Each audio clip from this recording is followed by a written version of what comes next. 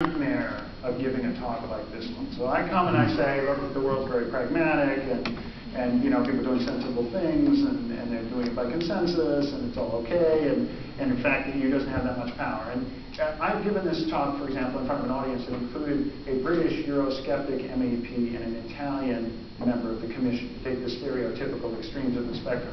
So the Italian gets up and says, what are you talking about? You're an American Anglo-Saxon. You don't understand that we're involved in a state-building process. And Europe will continue its ever closer union. And then the Eurosceptic says, you see? You see?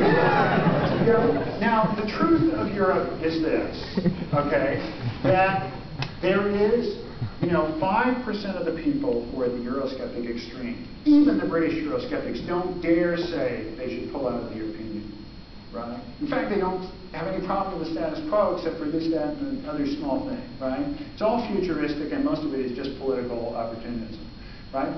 On the federalist side, you go talk to European officials, and that's what European officials tell you, which is why it's so wonderful that the Commission is so weak. That's because, in fact, in the last 20, 25 years, the continuous institutional evolution of the European Union has been to take power from the Commission and give it on the one hand of the European Parliament and on the other hand of the member states in the Council. Every single intergovernmental bargain, every treaty change has had that same incremental effect. And the Constitution would too. So those people's job is to be bullish about Europe. Fortunately, they don't run Europe. Now you might say yes, clever, but there are two possible objections. One is you say, well, in 30 years, okay, well, in 30 years we can change the Constitution and make it democratic, but not now. The other is that there are a small number of issues on the margins. Actually, the status of health care is an interesting one because of cross-border movements.